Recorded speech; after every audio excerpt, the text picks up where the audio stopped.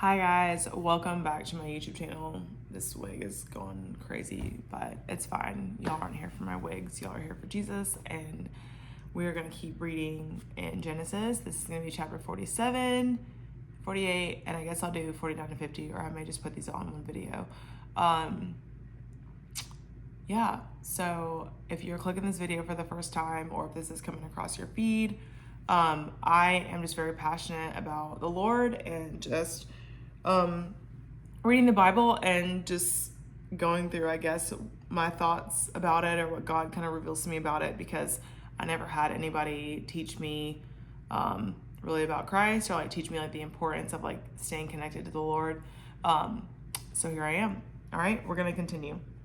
So chapter 47, I'm reading out of the NLT Bible, and you can follow along or listen, whatever you want to do.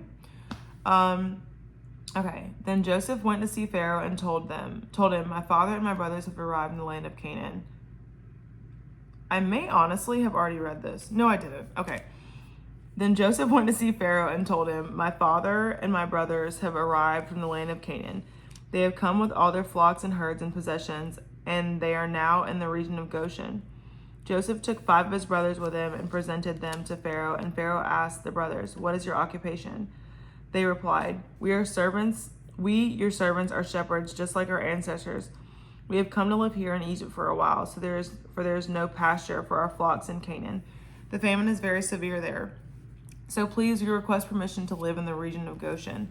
Then Pharaoh said to Joseph, now that your father and brothers have joined you here, choose any place in the entire land of Egypt for them to live. Give them the best land of Egypt. Let them live in the region of Goshen. And if any of them have special skills, put them in charge of my livestock too. Then Joseph brought in his father Jacob and presented him to Pharaoh, and Jacob blessed Pharaoh. How old are you? Pharaoh asked. Jacob replied, I have traveled this earth for 130 hard years, but my life has been short compared to the lives of my ancestors. Then Jacob blessed Pharaoh again before leaving his court. So Joseph assigned the best land of Egypt, the region of Ramses, to his father and his brothers, and he settled them there, just as Pharaoh had commanded. And Joseph provided food for his father and his brothers in amounts appropriate to the number of their dependents, including the smallest children. So Jacob blessed Pharaoh. And that coming from like a man of God to Pharaoh is, I guess, like kind of a big deal. And they were able to live in the best land. Again, if you listen to the last video, sorry, I kicked it, but because the Egyptians did not want to basically be around like shepherds. So moving on. Verse 13, meanwhile, the famine became so severe that all the food was used up, and people were starving throughout the lands of Egypt and Canaan. By selling grain to the people, Joseph eventually collected all the money in Egypt and Canaan, and he put the money in Pharaoh's treasury. When the people of Egypt and Canaan ran out of money, all the Egyptians came to Joseph. Our money is gone, they cried. But please give us food, or we will die before your very eyes. Joseph replied, since your money is gone, bring me your livestock. I will give you food in exchange for your livestock.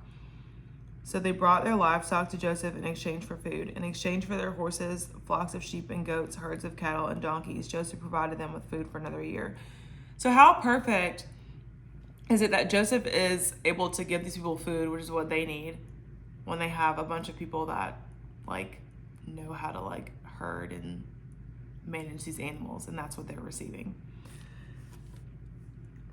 Okay, 18. But that year ended, and the next year they came again and said, we cannot hide the truth from you, my lord. Our money is gone, and all of our livestock or cattle are yours. We have nothing left to give but our bodies and our land. Why should we die before your very eyes? Buy us and our land in exchange for food. We offer our land and ourselves as slaves for Pharaoh. Just give us grain so we may live and not die, so the land does not become empty and desolate. So Joseph bought all the land of Egypt for Pharaoh. All the Egyptians sold him their fields because the famine was so severe, and soon all the land belonged to Pharaoh.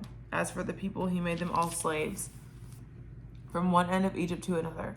The only land he did not buy was the land belonging to the priests. They received an allotment of food directly from Pharaoh, so they didn't need to sell their land. Then Joseph said to the people, "Look, today I have bought you and your land for Pharaoh. I will provide you with seed so you can plant the fields. Then when you harvest it, 1/5 of your crop will belong to Pharaoh. You may keep the remaining 4/5 of seed for your fields and as food for you, your households, and your little ones." "You have saved our lives," they exclaimed. "May it please you, my lord, to let us be Pharaoh's servants." Joseph then issued a decree still in effect in the land of Egypt that Pharaoh should receive 1/5 of all the crops grown on his land. Only the land belonging to the priests was not given to Pharaoh. Meanwhile, the people of Israel settled in the region of Goshen in Egypt, where they acquired property. They were fruitful and their population grew rapidly. Jacob lived for 17 years after his arrival in Egypt, so he lived 147 years in all. How graceful and kind of the Lord to let Jacob live to see some of this at his old age. That has to be great. Verse 29, as the time of his death drew near, Jacob called for his son Joseph and said to him, "Please do me this favor. Put your hand under my thigh and swear that you will treat me with unfailing love by honoring this last request. Do not bury me in Egypt. When I die, please take my body out of Egypt and bury me with my ancestors." So Joseph promised, "I will do as you ask." "Swear that you will do it," Jacob insisted. So Joseph gave his oath, and Jacob bowed humbly at the end of his bed. One day, not long after this, word came to Joseph, "Your father is failing rapidly." So Joseph went to visit his father, and he took with him his 2 sons, Manasseh and Ephraim. When Joseph arrived, Jacob was told, "Your son Joseph has come to see you." So Jacob gathered his strength and sat up in his bed. Jacob said to Joseph, "God Almighty appeared to me at Luz in the land of Canaan and blessed me.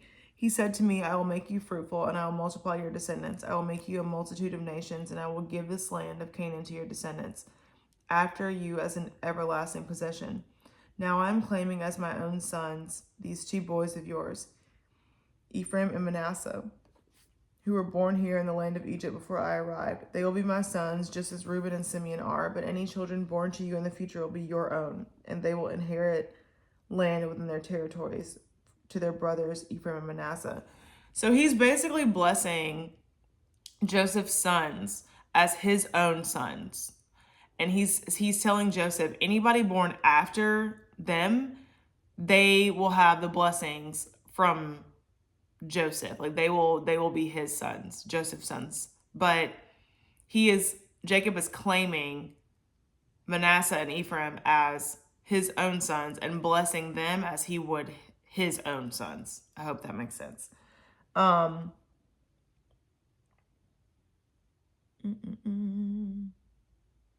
So in chapter 48, verse 1, it says he took with him his 2 sons, Manasseh and Ephraim. But then it changes to Ephraim and Manasseh, and it's because he's about to bless them, the younger than the older. That's why the order has changed.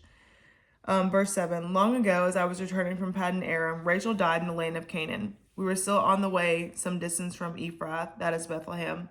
With great sorrow, I buried her there beside the road to Ephrath.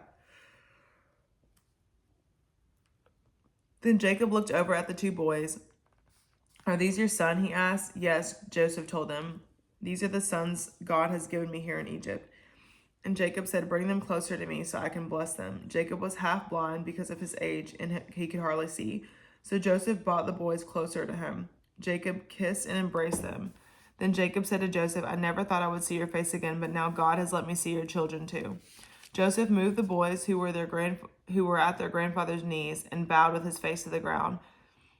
Then he positioned the boys in front of Jacob. With his right hand, he directed Ephraim towards Jacob's left hand, but with his left hand, he put Manasseh at Jacob's right hand.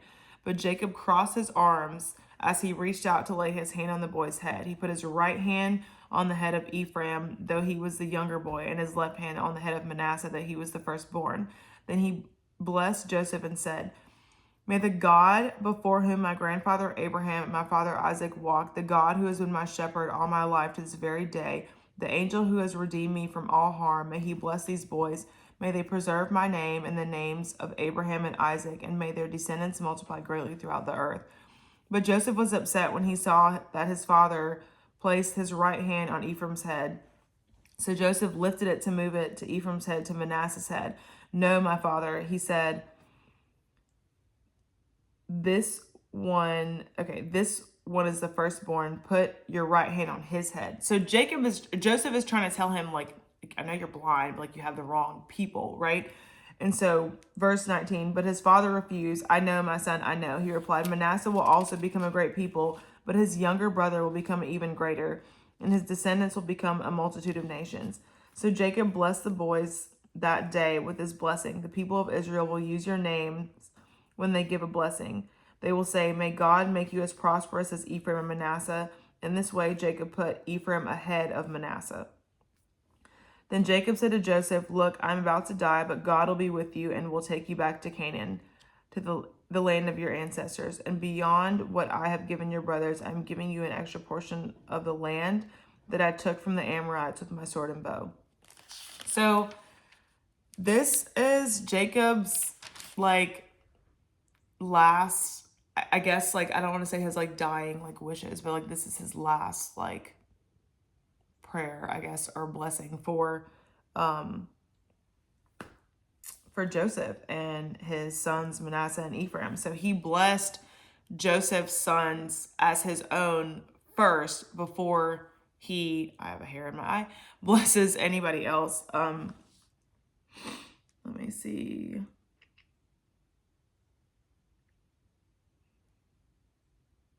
And he gave Joseph an extra portion of land, and he blessed Ephraim and Manasseh first. And I'm just going to go ahead and finish this because we're almost done. Okay, chapter 49, Jacob's last word to his sons. Then Jacob called together all his sons and said, gather around me, and I will tell you what will happen to each of you in the days to come. Come and listen, you sons of Jacob. Listen to Israel, your father. Reuben, you are my firstborn, my strength, the child of my vigorous youth. You are first in rank and first in power, but you are unruly. You are as unruly as a flood, and you will be first no longer. For you went to bed with my wife, you defiled my marriage couch. Simeon and Levi are two of a kind. Their weapons are instruments of violence. May I never join in their meetings. May I never be a party to their plans. For in their anger, they murdered men and they crippled oxen just for sport. A curse on their anger, for it is fierce. A curse on their wrath, for it is cruel. I will scatter them among the descendants of Jacob. I will disperse them throughout Israel. Judah, your brothers will praise you. You will grasp your enemies by the neck. All of your relatives will bow before you. Judah, my son, as a young lion that has finished eating its prey. Like a lion, he crouches and lies down, like a lioness who dares to rouse him.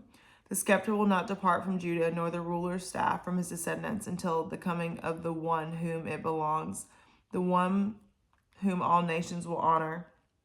He ties his foal to a grapevine, the colt of his donkey to a choice vine. He washes his clothes in wine, his robes in the blood of grapes. His eyes are darker than wine, and his teeth are whiter than milk. Zebulun will settle by the seashore, and will be harbor for ships. His borders will extend to Sidon. Issachar is a sturdy donkey resting between two saddle packs. When he sees how good the countryside is and how pleasant the land, he will bend his shoulder to the load and submit himself to hard labor.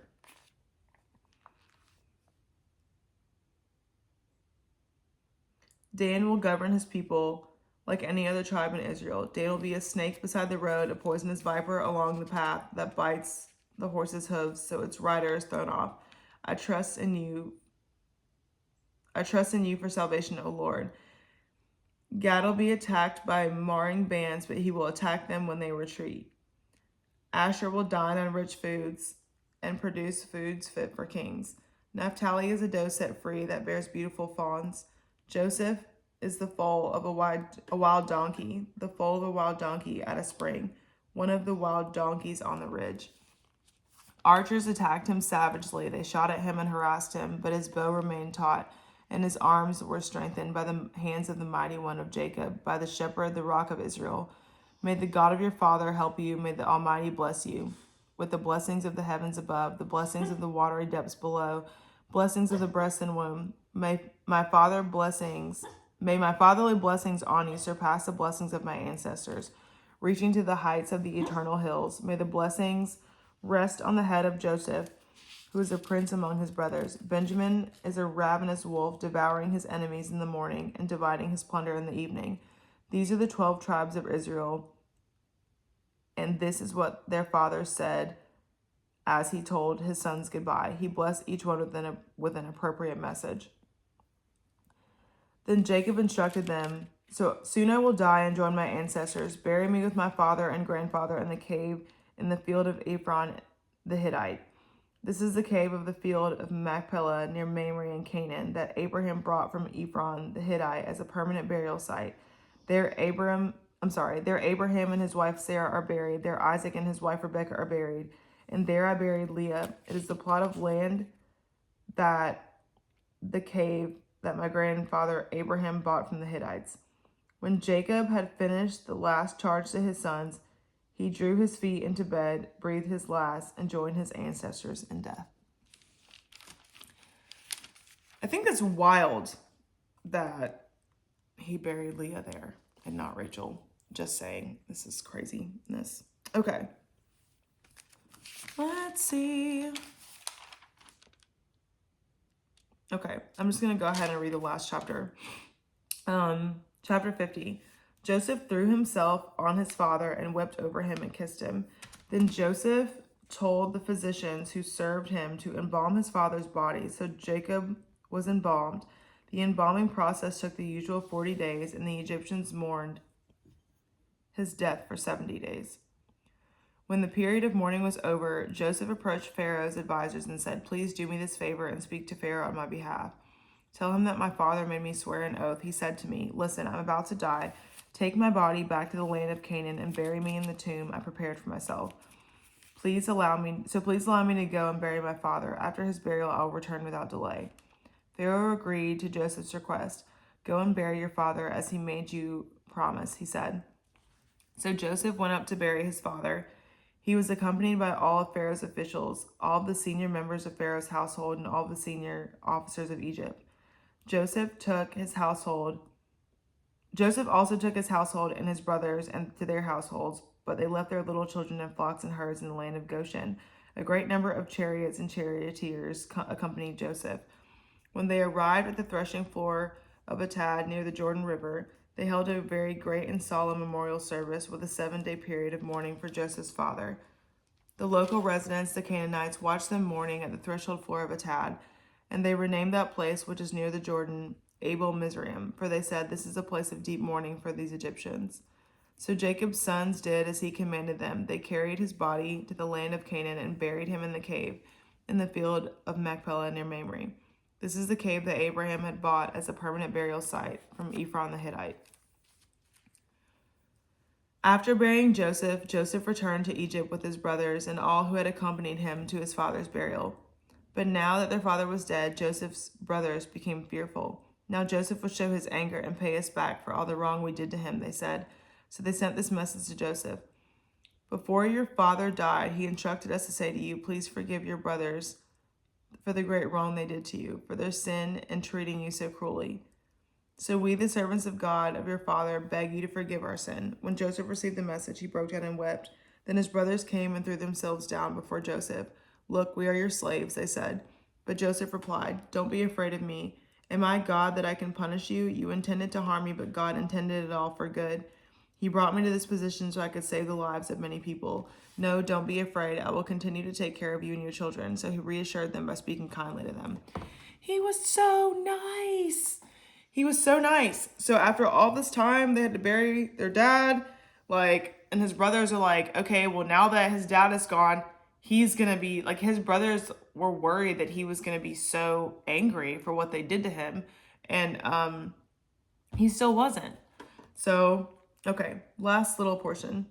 So Joseph and his brothers and their families continued to live in Egypt. Joseph lived to the age of 110. He lived to see 3 generations of descendants of his son Ephraim, and he lived to see the birth of the children of Manasseh's son Machir, whom he claimed as his own. Soon I will die, Joseph told his brothers, but God will surely come back to help you and lead you out of the land of Egypt. He will bring you back to the land he solemnly promised to give to Abraham, to Isaac, and to Jacob.